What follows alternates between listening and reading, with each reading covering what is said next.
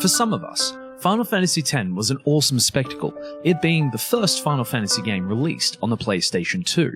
Making the jump from PlayStation 1 to PlayStation 2 was absolutely huge, with most of us reminded of the way Final Fantasy IX looked only a year before its release. However, not everyone in the world experienced Final Fantasy X in the same way. When it was released in Europe and Australia, it came with more features than the standard Japanese and US releases. All of these extra features would not be introduced to the US market until Final Fantasy X and X-2 HD Remaster. Why did the European and Australian versions have more features? Well, Squaresoft decided to continue their long-standing history of creating international releases by releasing Final Fantasy X International in Japan. Sup guys, it's Beersy, and today on Level Up, I'll be taking a look at Final Fantasy X International.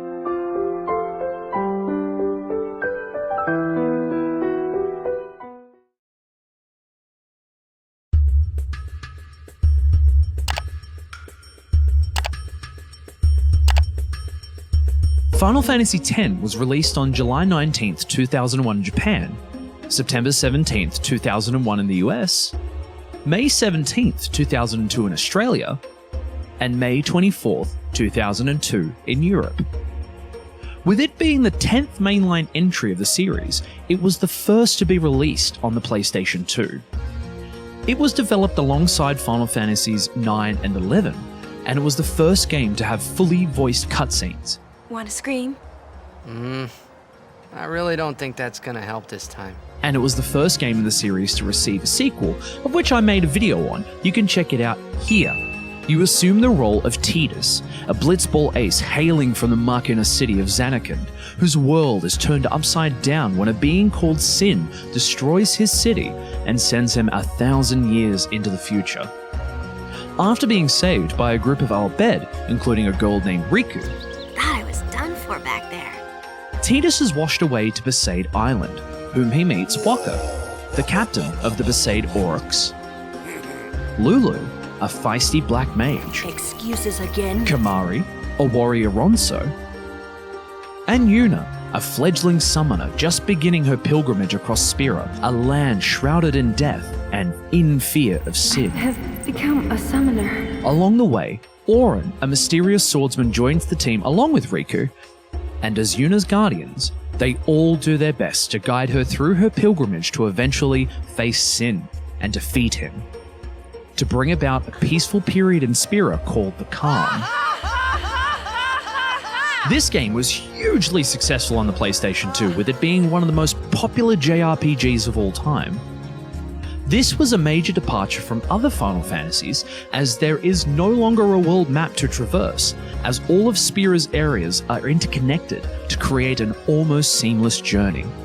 The battle system differs as well, adopting a new battle system called the Conditional Turn-Based Battle System. This makes the combat more tactical and calculated, and can help you strategize and perfect your next move in battle, rather than the active time battle system which most older Final Fantasy games utilize. Now, let's get to the international version of Final Fantasy X. Well, let's go. Final Fantasy X International was released in Japan on January 31st, 2002, and has quite a number of differences from its original release. This version was also released in Australia and Europe, but the US did not see this version until March 18th, 2014, when the HD Remaster was released. This is due to the fact that these changes were implemented before the release in Australia and Europe, so that's why we got this version instead. So let's take a look at Final Fantasy X International and see what was changed. I'll be playing the Japanese version here to show the changes firsthand, rather than playing the Australian version.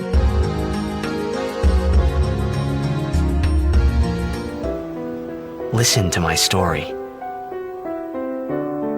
This may be our last chance.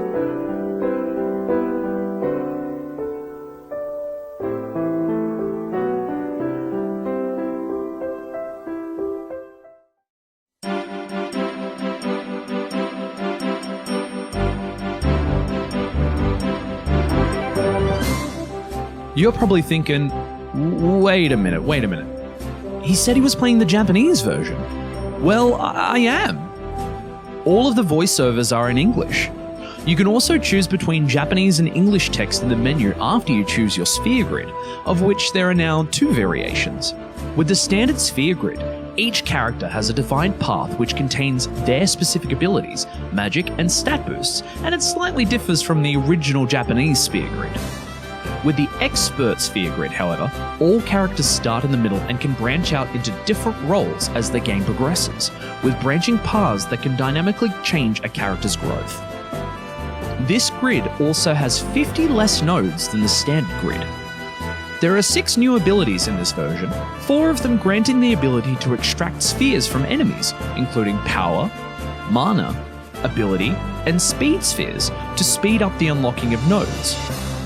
Full Break, which combines power, mental, armor, and magic breaks into one attack, and Nab Gil, which allows a character to steal gil from an enemy while stealing damage, same as Mug.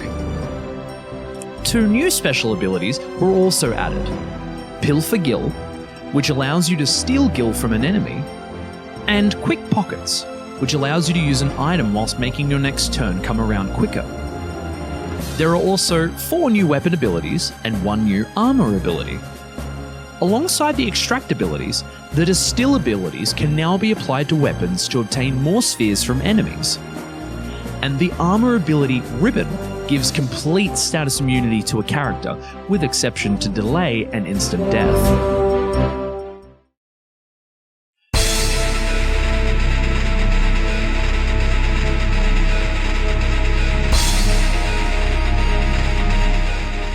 Final Fantasy X International introduces 9 new superbosses to fight. The Dark Aeons. In the Japanese text, they are called the Heretic Aeons. They are extremely hard, with high HP and attack power, with Dark Anima being one of the strongest with 8 million HP. One of the biggest issues with the Dark Aeons, however, is they basically block off once friendly areas of the game. Dark Valifor can be found when you return to the village of Besaid Island. Dark Ifrit can be found after obtaining the airship Fahrenheit and flying to Bikanel Island, and talking to an Albed woman who is secretly a Yevonite summoner in disguise. I'll diverge a little here, as this boss relates to a major glitch in the game referred to the New Game Plus glitch, which allows you to re-experience the story again after the fall of the Albed home. Dark Ixion can be found by talking to a warrior monk in the Thunder Plains, and is unlocked after you reach the Calmlands. He can be fought twice. Dark Shiva can be found after you return to Makalania Temple. Dark Bahamut can be found after returning to the Zanakin Dome after obtaining the airship. Dark Anima can be fought after viewing the campfire scene at the Zanakin ruins, and by making your way back to Mount Gargazet and completing Wakka's trial for a second time. She is found at the entrance of Mount Gargazet. Dark Yojimbo is easily found by making your way back to the Cavern of the Stolen Faith. Make your way to the back of the cavern and then try to leave. You will be blocked by Dark Yojimbo 5 times as you make your way back to the entrance. The Dark Magus Sisters can be faced after returning to Mushroom Rock Road, and they can either be faced either together or separately. Defeating all of the Dark Aeons will unlock the hardest superboss of the game, Penance. Accessible from the airship menu and having an awesome cutscene in which it rises from the chasm of the Calmlands, Penance has 12 million HP for its body and 500,000 HP for both of its arms. Speaking of superbosses, Omega Weapon's HP was changed from 99,999 HP to 999,999 HP. And it now absorbs all elements and is now weak to Osmos.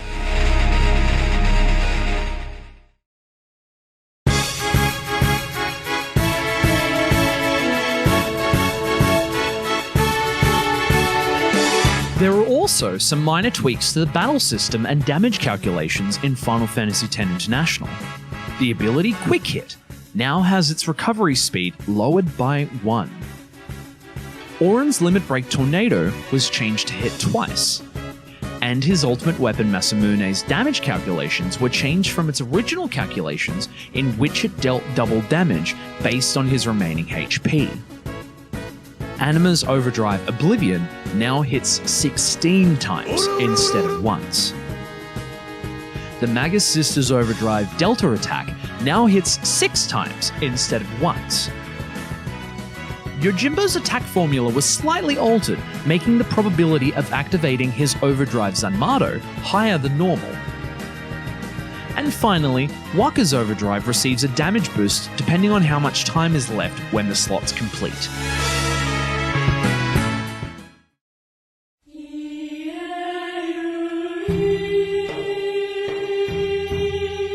One of the more notable additions to Final Fantasy X International comes in the form of a small epilogue called The Eternal Calm, which serves as the prologue for Final Fantasy X-2. This was included on an extra disc which also contained developer reviews.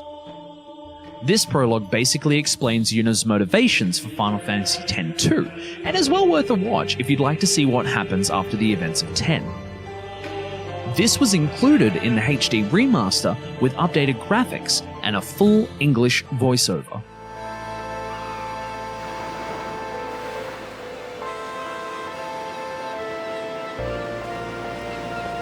It's been 2 years. I've learned how to hold my breath for more than 2 minutes now. It takes more than physical strength, and there are some tricks you can't be taught. It took practice, lots and lots of practice. I just had to keep trying until I figured it out for myself. And you know what? Back then, I didn't think there were any tricks to it at all. I didn't have time to think. An eternal calm. A slightly chubby Wakka. And my 2 minutes 41 seconds.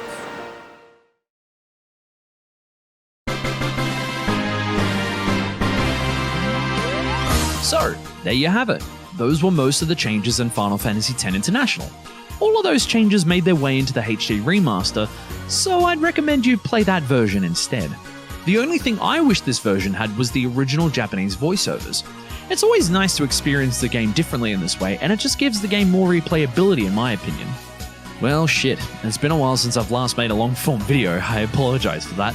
I don't know when the next one will be, but it'll come soon, I promise. This was an old script that I'd written around the time of the, I believe, Final Fantasy XII Zodiac Age review, and I intended to make that many, many years ago, but unfortunately I never got around to it. So I made some tweaks, did some editing and all that sort of stuff, and here we are. My first long-form video in probably...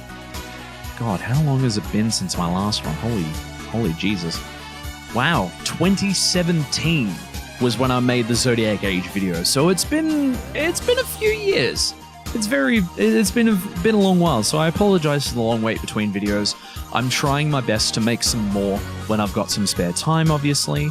But yeah, I don't know when the next one will be. So I guess you know what to do. Subscribe, hit that bell, yada yada. You can find me on Twitch under twitch.tv/Beezy. Most of what I use YouTube for now is to just post some edited shorts and all that sort of stuff as well. So you can see my shorts and all my funny moments from the stream. You can catch me there every Monday, Wednesday, and Thursday. Monday, Wednesday, and Thursday. No, what am I talking about? You can catch me there every Monday, Wednesday, and Friday from around 6 to 7 p.m. Australian Eastern Daylight, non-daylight standard time. You know what I mean. But yeah, I don't know when the next one will be in the future, but subscribe and all that good stuff, and like and comment. I'll try my best to get around to all the comments and that sort of thing. And thanks very much for watching. Have a great day, and bye. I'm really bad at making outros, unless they're scripted. But yeah, I don't know when the next video will be. It most likely will be a retrospective of the version differences between one of my favorite video game series of all time, Shaq Fu. Yes, I'm doing Shaq Fu. But until then, enjoy whatever you're doing. Have a great evening, afternoon, day, wherever you are in this lovely world, and stay classy as fuck. Catch you next time.